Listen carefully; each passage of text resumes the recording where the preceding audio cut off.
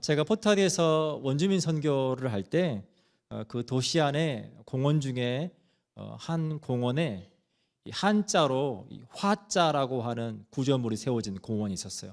그래서 되게 궁금했어요. 아니 이 캐나다에 웬 한문으로 된 이 조형물이 세워져 있을까 가서 이렇게 봤더니 일본의 한 국제 로터리 클럽에서 여기 지역을 방문해서 그곳의 로터리 클럽과 함께 협력해서 그곳에 자그마한 공원을 조성해 놓은 거예요. 근데 그 공원의 컨셉이 뭐였냐면 이 그러니까 바꿔 말하면 조화라고 하는 컨셉이었어요. 그래서 그 상징적인 의미로 이 한자 화자를 이렇게 조형물로 만들어서 세워 놓은 것을 보았습니다. 이 일본 사람들에게 있어서 이 집단의 이익과 그리고 가치는 개인의 어떤 것보다 우선시 됩니다. 그래서 여러분들 일본 사람들을 만나면 정말 얼마나 사람들이 젠틀하고 얼마나 나이스한지 몰라요. 근데 우리가 일본 사람들을 이해할 때 일본 사람들의 의식 가운데 두 가지 마음이 있어요. 하나는 혼내라고 하는 속마음이 있고 또 하나는 다테마에라고 하는 겉마음이 있다라고 하는 거예요. 그러니까 굉장히 친한 것 같은데 별로 친하지 않은, 굉장히 나이스한 것 같은데 그들의 개인적인 문화를 들여다보면 굉장히 폭력적이고 선정적인 것이 많은, 물론 어느 하나의 부분을 가지고 어느 한 민족을 설명하기는 참 어렵지만 우리가 그러한 집단주의라고 하는 것을 가지고 우리가 설명할 때 그것이 많은 우리의 삶에 많은 것들을 결정한다라고 하는 거예요. 우리 한국도 아시아권 안에서 속해 있기 때문에 우리 한국인의 국민성을 설명할 때 집단주의라고 하는 단어로 설명을 합니다. 우리는 굉장히 관계 중심이에요. 그래서 저희가 누군가를 설명할 때, 제가 제 아내를 설명할 때도 우리 아내입니다라고 우리라는 단어를 써요. 그래서 다른 사람과 전혀 관계가 없는데 우리라고 하는 단어로 그 카테고리 안에 우리가 함께 있는 것을 봅니다. 식당을 가도 이모 이렇게 하잖아요. 그러면 외국 사람을 데리고 이모 하면 네 이모야? 놀라죠. 아니 이모 아니야. 근데 우리는 이모, 언니 이렇게 표현한단 말이에요. 굉장히 그게 익숙해요. 근데 실제적인 관계는 이모와의 관계가 아니죠. 그냥 형식적인 관계일 뿐이에요. 호칭일 뿐이에요. 근데 제가 이 일본의 이 집단주의라고 하는 것으로 오늘 말씀을 시작한 이유는 뭐냐면 교회 밖에서 교회를 들여다볼 때 교회가 그렇게 보일 수 있다라고 하는 거예요. 교회가 굉장히 집단주의적이고 굉장히 서로 친밀한 것 같아요. 서로 형제님, 자매님 굉장히 친밀한 것 같은데 서로 잘 아는 것 같은데 또 서로 잘 모르고 친한 것 같은데 또 그렇지 않은 것 같고 하나님의 말씀을 따라 살아가는 것 같은데 또 그렇지 않은 것 같고 그런 이중성에 대한 부분. 오늘 이사야서는 하나님께로부터 선택받았다라고 하는 이스라엘 백성들의 그런 이중적인 신앙의 모습에 대해서 하나님께서 이사야를 통해서 경고하시는 내용을 담고 있습니다. 오늘 본문의 11절을 보면 여호와께서 말씀하시되 너희의 무수한 재물이 내게 무엇이 유익하뇨? 나는 순양의 번제와 살진 짐승의 기름에 배불렀고 나는 수송아지나 어린 양이나 순념새의 피를 기뻐하지 아니하노라. 하나님께서 드리라고 하신 건데 그거를 드리면 하나님께서 기뻐하실 줄 알았는데 오늘 본문의 시작은 내가 그것을 기뻐하지 않는다라고 설명합니다.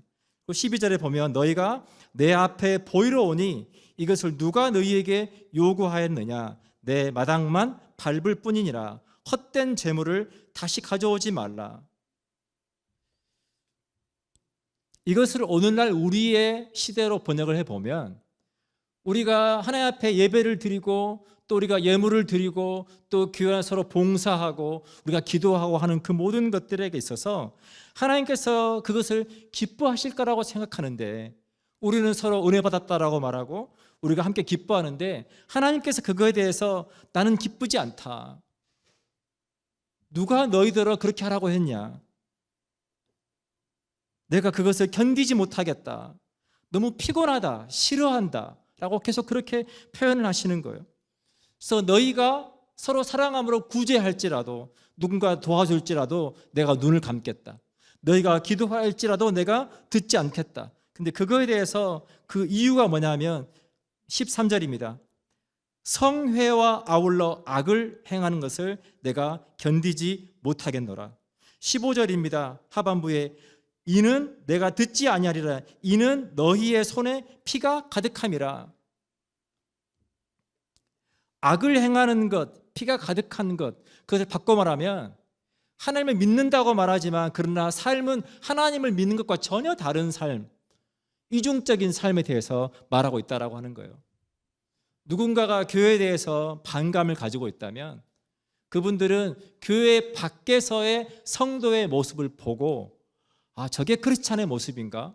그들의 눈에 비친 그 크리스찬의 모습으로 인해서 상처받거나 그것 때문에 하나님에 대해서 오해할 때가 많이 있다라고 하는 겁니다.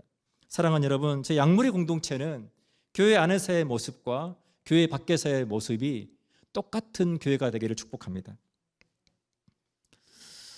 저희가 이제 새로 어떤 분이 교회를 오시면 제가 새가족 과정이라고 하는 과정을 합니다.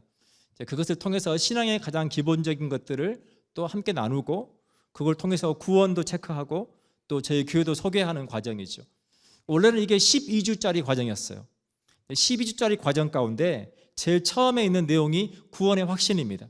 그래서 이분이 구원을 받았는지 아직 구원의 확신이 없다면 복음을 전하는 시간이죠. 그리고 두 번째 주제가 뭐였냐면 주제권이라고 하는 거예요. 주제권. 저희가 12주가 너무 길다. 이거를 조금 더 짧게 줄이자라고 해서 개정을 한 게 5주짜리로 개정을 했어요.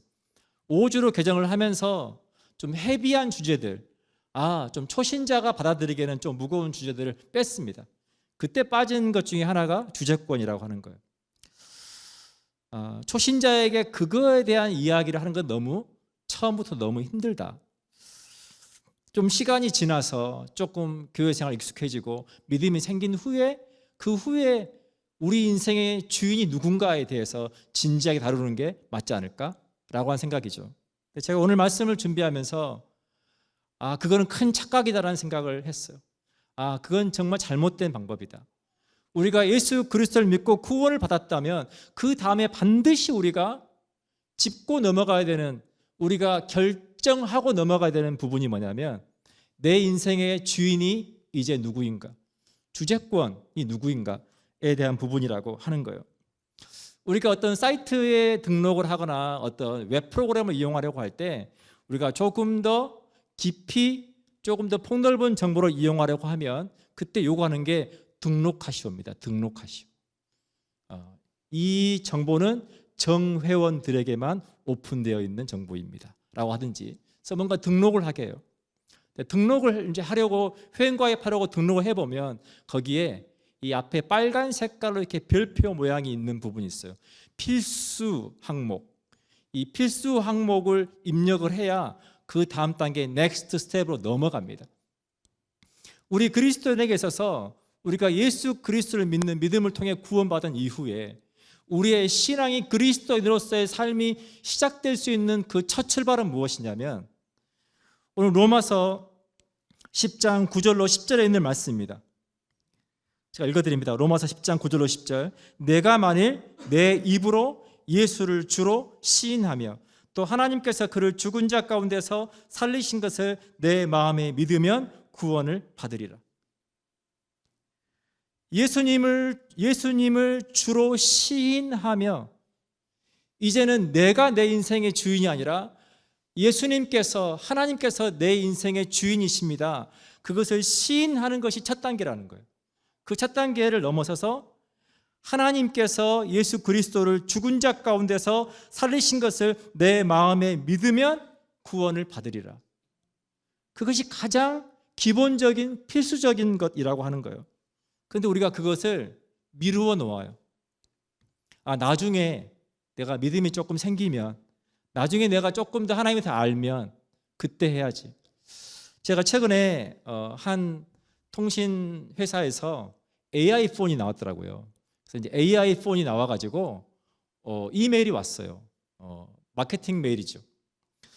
근데 궁금하더라고요. 이 AI 폰은 가격이 얼마나 할까 궁금해서 제가 그거를 클릭했어요. 클릭을 하고 이렇게 좀 정보를 보고 저 이제 잊어버리고 이메일을 닫았는데 갑자기 또 메일이 온 거예요. 그 메일이 뭐냐면 리마인드 메일이에요. 그 메일의 타이틀 내용이 이거예요. You left something behind. 그러니까 네가 지금 뭔가 사겠다고 클릭해놓고 네가 지금 결정하지 않고 있는 게 있다. 봤더니 그 홍보 메일에 온 그 클릭 버튼이 카트에다가 담는 버튼이었던 거예요. 저는 그 살 마음이 없었지만 제가 그것을 클릭했더니 이제 그 다음 단계, 제가 잊어버리고 있으니까 그 다음 단계, 사기 위한 다음 단계를 진행해라 라고 하는 리마인드 메일이 온 거예요. 너무나 많은 그리스도인들이 하나님을 믿으려고 해요. 그런데 계속 이 리마인드 메일을 받고 있는 분들이 있어요. 마음에 하나님 알고 싶어요. 믿고 싶어요. 그런데 더 깊은 단계로 들어가는 것은 부담스러워요. 원치 않아요. 그래서 계속해서 부담은 있지만 그렇다고 또 마음이 없는 건 아니니까 또 지우지는 않아요. 근데 계속 그것을 가지고 계속 신앙생활을 하는 거예요. 계속 그 첫 페이지에 첫 단계에 머물러 있어서 신앙생활을 하는 거예요.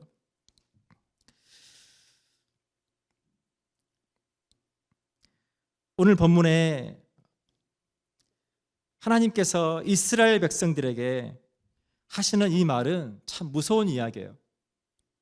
그들이 열심히 하나님을 위해서 제물을 드리고 제사를 드리고 예물을 드렸는데 하나님께서 나는 그게 기쁘지 않다. 우리가 열심히 예배드리고 우리가 열심히 하나님을 위해서 봉사도 하고 열심히 우리가 기도하고 우리가 애쓰고 수고하는데 나는 그게 기쁘지 않다. 여러분 마태복음 7장 21절로 23절에 보면 비슷한 이야기가 나와요. 나더러 주여 주여 하는 자마다 천국에 들어갈 것이 아니요 다만 하늘에 계신 내 아버지의 뜻대로 행하는 자라야 들어가리라.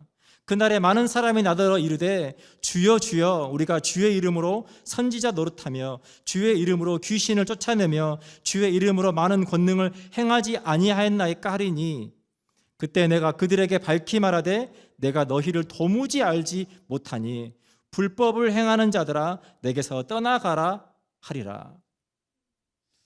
여러분 너무 잘 아시는 말씀일 거예요. 근데 저는 이 말씀을 묵상하면서 한 단어가 와 닿았어요. 불법을 행하는 자들아. 이게 이해가 안 됐어요. 여러분 지금 그들이 예수님의 이름으로 한 게 뭡니까? 선지자 노릇하며. 선지자 노릇했다라고 하는 것은 사람들에게 하나님의 뜻이 무엇인지를 전해주는 역할이에요. 메신저로서 하나님의 말씀을 전해주는 역할.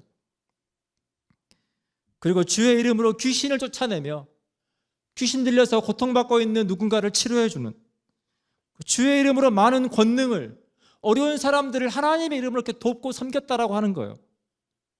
그런데 그거에 대해서 예수님께서 불법을 행하는 자들이라고 표현하고 있다는 거예요. 왜 그것이 불법일까라고 생각해 보면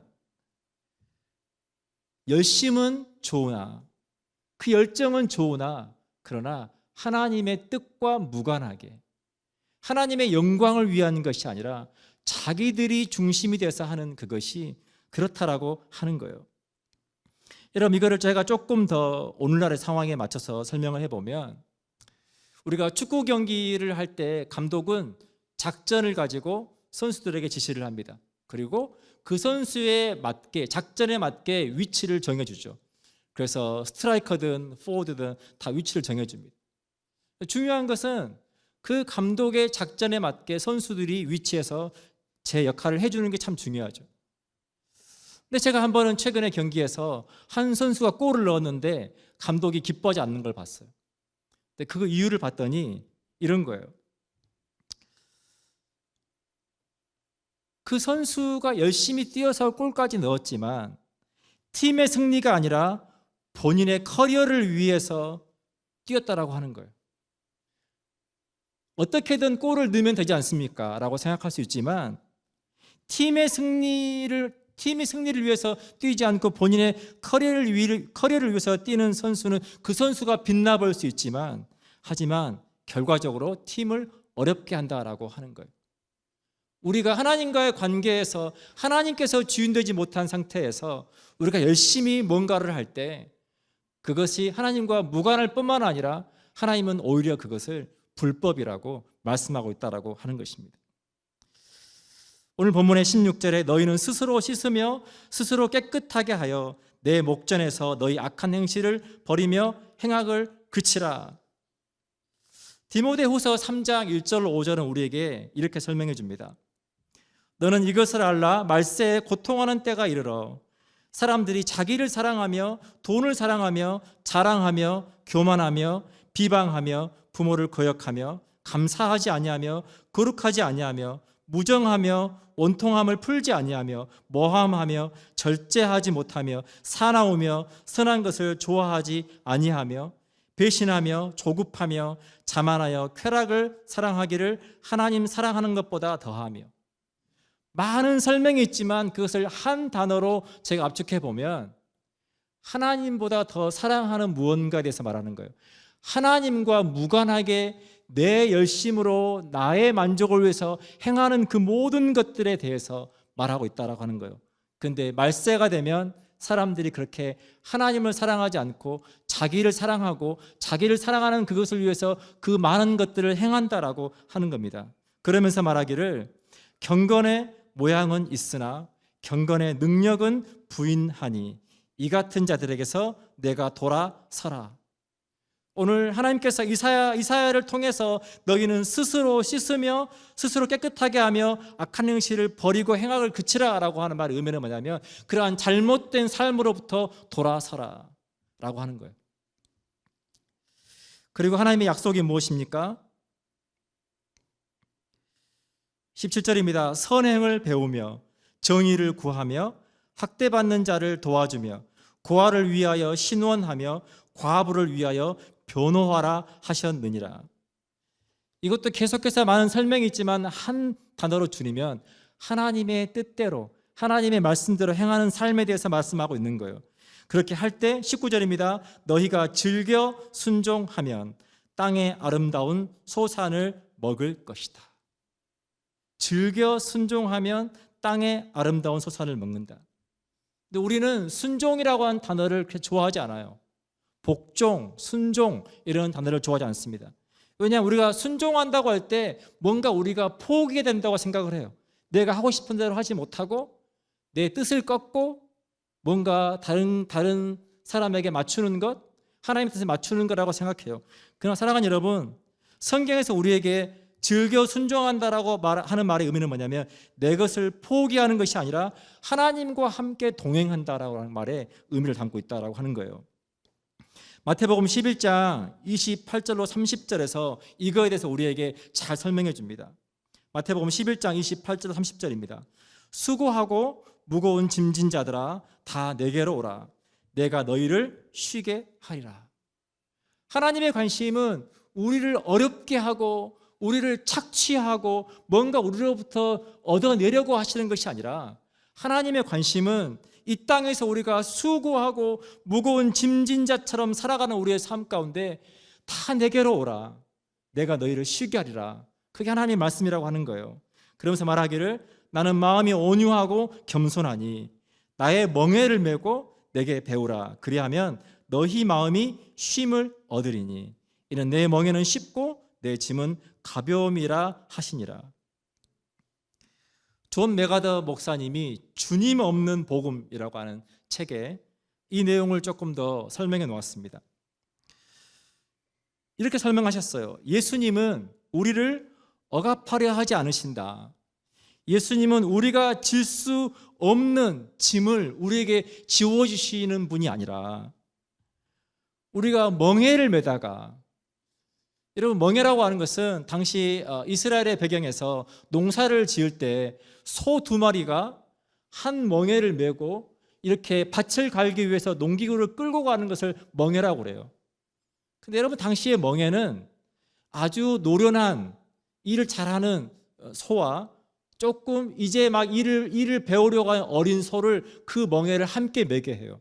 함께 매게 해서 아직 경험이 많지 않은 이 어린 소가 옆에 있는 노련한 그 소를 통해서 그 바꾸는 법을 배우게 하는 거죠.